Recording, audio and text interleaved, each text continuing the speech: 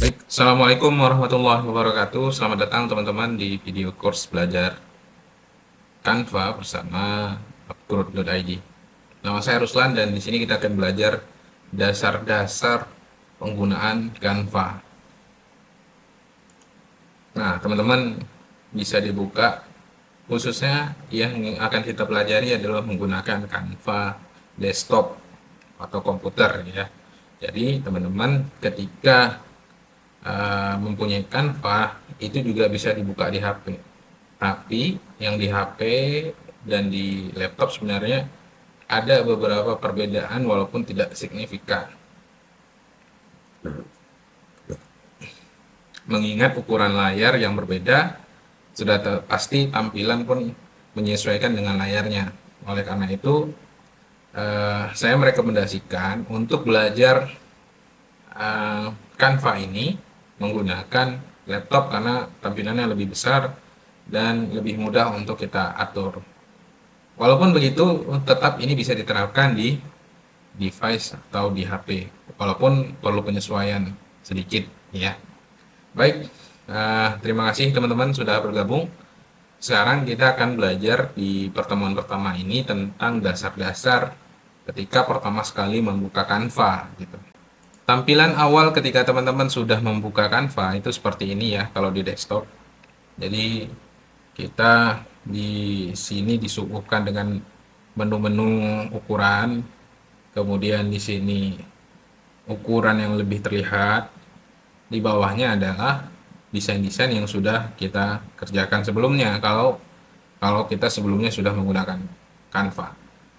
Sedangkan di atas ini adalah menu utama yang tentunya ya jika ada keperluan tertentu saja kita buka. Tapi bagi desainer ini bukan sesuatu yang terlalu penting. Jadi kita fokus bagian dalam. Sedangkan di sebelah sini itu ada Magic Studio, itu fitur terbaru dari Canva, ada AI-nya ya. Ada beberapa fitur AI. Dan juga saya merekomendasikan untuk supaya mendownload atau menggunakan Canva yang Pro gitu. Karena fiturnya lebih banyak. Sini juga ada project, ada template, ada brand. Tapi teman-teman di awal jangan terlalu pusingkan dengan istilah-istilah yang ada di sini. Fokus saja di dalam ya dengan ukuran. Jadi yang pertama kita fokus sama ukuran. Teman-teman pengen desainnya itu ukuran berapa? Kan ketika kita mau mendesain itu harus ditentukan dulu ukuran untuk kebutuhan apa dulu. Karena kalau salah ukuran ya salah nanti untuk outputnya atau hasilnya.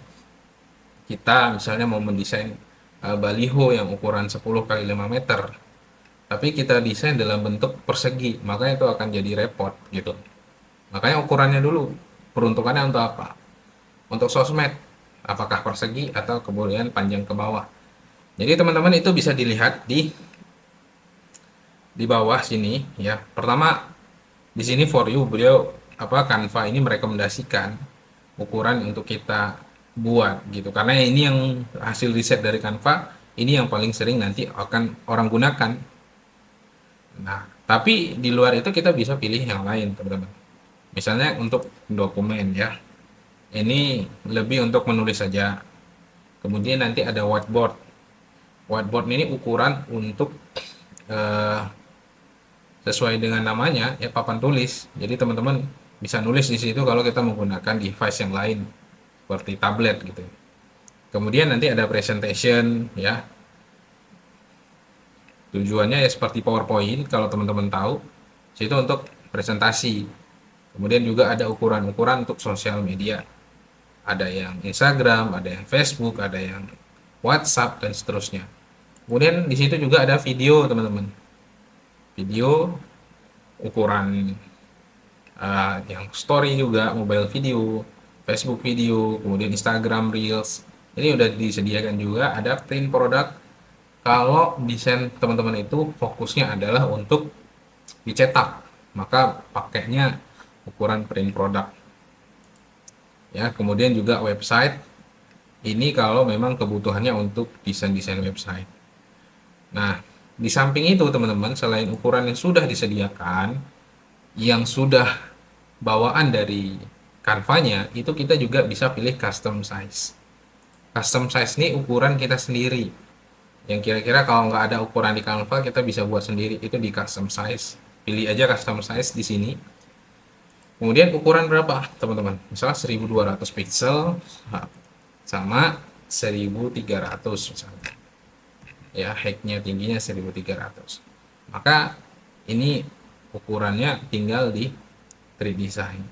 Kalau kita kunci, ya, dia akan menyesuaikan, teman-teman.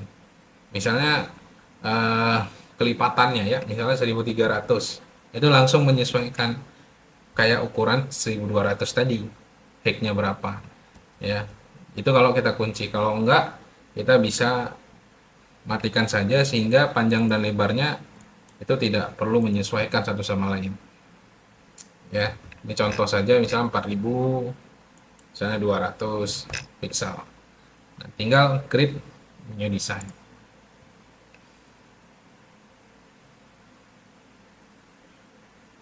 Nah, seperti ini jadinya, teman-teman. Ini 400, kemudian ke bawahnya 200. Ini kalau kita pilihnya custom ya tadi. Kalau misalnya kita pilihnya yang langsung Instagram post, langsung saja diklik. Jadi nggak payah kita masukkan angka-angka tadi 1080 kali 1080, ini nggak perlu ya. Jadi langsung bisa kita klik di sini. Kalau kita fokusnya untuk nulis aja, whiteboard, sertifikat, langsung aja diklik. Jadi langsung jadi gitu ya.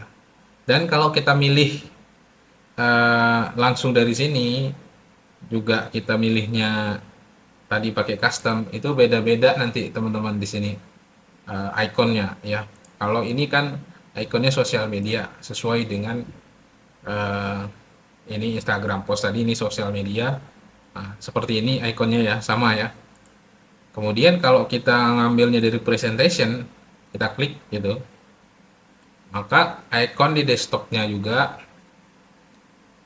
itu menyesuaikan dengan yang kita pilih. Ini dia presentation ya, sesuai dengan presentation di sini gitu. Kalau kita pilih whiteboard, ini juga nanti beda-beda. Apakah ada pengaruh sepanjang yang saya pelajari? Ya sama saja sebenarnya, paling tidak nanti yang berubah untuk kebutuhan videonya, grafisnya. Kalau dia grafis, dia nggak ada waktu seperti ini teman-teman ya. Ini fokusnya untuk jadi video, nanti dia bisa bergerak. Karena kalau dengan gerakan kan pakai waktu gitu. Intinya nggak ada terlalu signifikan ikon-ikon ini juga, tapi lebih memudahkan kita mengelompokkan desain itu untuk tujuannya apa, sosial media kah, presentasi kah, untuk di print kah. Nah, itu dia tujuannya. Sedangkan untuk custom ini ya kita bisa buat apa aja, nggak harus untuk custom ya. Ini ikonnya kan Canva dan kebutuhannya bisa untuk desain, untuk video, jadi bebas ya. Yang penting teman-teman di awal tahu dulu di mana pilih ukuran seperti tadi. Ukuran di sininya yang kebutuhan umumnya apa, atau teman-teman perlu kebutuhan khusus dengan ukuran khusus, pilih aja di custom size. Nah, itu terkait ukuran dan tampilan depan dari Canva, teman-teman. Berikutnya saya jelasin tampilan ketika kita sudah dalam project ya. Nah, dari atas teman-teman, itu ada file. Sini seperti program yang lain juga gitu. Tempat kita buat new design, kemudian untuk download dan lainnya di sini. Kemudian ada fitur resize. Kalau teman-teman akunnya pro, itu bisa merubah ukuran yang sebelumnya tadi udah kita atur, kita rubah bisa di resize. Nanti akan kita pelajari ya cara resize ini. Kemudian juga ada undo dan redo. Jadi dia bisa kita Ctrl Z atau kita majukan ke depan lagi kalau salah, atau kalau yang sebelumnya udah oke, kita balik ke depannya, itu bisa pakai redo. Kemudian ini nama filenya dikasih nama file ya di sini. Kemudian di sini ada fitur untuk akun teman-teman. Jadi satu desain itu bisa untuk orang lain juga bisa lihat desain kita, atau sebagai editor, bahkan sebagai desainer lain. Dia bisa memantau, bisa supervisi, bisa edit. Jadi enaknya Canva gitu. Satu desain bisa dikeroyok rame-rame. Tinggal ditambah aja ya. Tambahkan teman kita di sini. Kemudian kalau di ini kebetulan kita presentasi, ada fitur present ya. Di sini kalau dia bentuknya uh, brand template misalnya, itu ada tombol publish as brand template ya. Di sini juga. Nah, kalau di sini present, di sini statistik, insight, yang kalau kita bagikan link itu, bagikan link desain ini, siapa yang lihat ya, siapa yang berinteraksi, itu ketahuan ya. Kemudian share, share inilah yang nanti jadi ekspor, yang akan juga nanti kita pelajari. Dan selain kita bisa ekspor, kita bisa masukkan berbagai fungsinya, karena banyak sekali ini fungsinya nanti ya. Ini juga fitur-fiturnya lengkap sekali, kita akan ajarkan ke depan. Nah, berikutnya ada desain, yang kalau dari sebelah kiri itu desain ini untuk template ya teman-teman. Jadi kalau kita klik arahkan kemari, ini untuk template. Template itu ya desain yang sudah jadi, yang tinggal kita rubah-rubah saja gitu.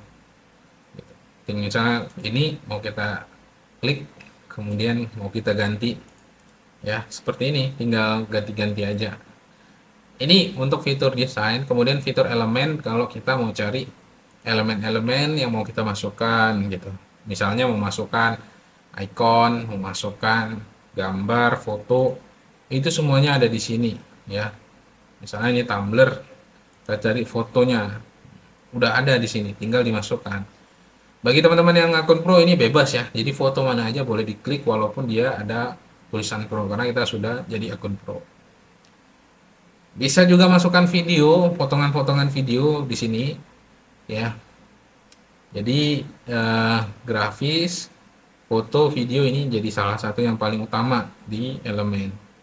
Kemudian teks, ini kita bisa masukkan teks, juga teks template. Jadi kalau kita mau masukkan, mau lihat ini bagus nih desainnya, ya udah kita masukkan aja, klik, kemudian kita ganti. Itu teks template ya. Ini brand, kalau teman-teman punya brand khusus yang kita berulang-ulang logo itu aja, warna itu aja mau kita pakai, itu masukkan aja terus di sini, colornya, fontnya, fotonya, karena kan brand itu berulang, supaya nggak berulang kan langsung dibuat brand template gitu. Upload ini kalau teman-teman mau copy paste dari browser atau dari laptopnya sendiri, memasukkan logo pribadi, masukkannya di sini upload files, kemudian cari ya. Kemudian draw ini kalau teman-teman pakai fitur tadi ya, kita punya tablet itu lebih mudah. Kemudian ini project, kalau ini pengelompokan file. Jadi file-file kita itu misalnya ada file desain-desain untuk sekolah, kita masukkan dalam project sekolah.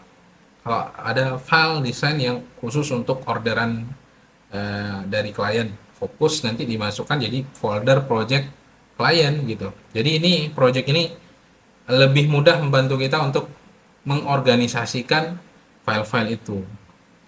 Nah, di bawahnya, yang terbawah ini, itu adalah aplikasi-aplikasi yang mendukung juga Canva. Itu banyak sekali, nanti akan kita pelajari satu persatu yang paling-paling penting. Karena dengan ada dukungan apps ini sangat sangat terbantu sekali ya. Berikutnya ada, kalau kita masuk ke dalam, itu nanti kita disuguhkan dengan ganti font, ukuran font, ya, warnanya, underline-nya. Ini dasar sekali yang teman-teman bisa paham dengan sebentar saja ya. Ini di bagian atas ini semua bagian dasar editing. Tapi nanti lebih dalam akan banyak kita pelajari ya, jadi bisa lanjut nonton video berikutnya. Untuk video pertama ini semoga bisa dipahami dengan baik, kita lebih mengenal tentang Canva dan tampilannya, apa peruntukannya, ukurannya seperti apa. Dan terima kasih. Teman-teman lanjutkan untuk video berikutnya supaya semakin paham penggunaan Canva. Terima kasih. Assalamualaikum warahmatullahi wabarakatuh.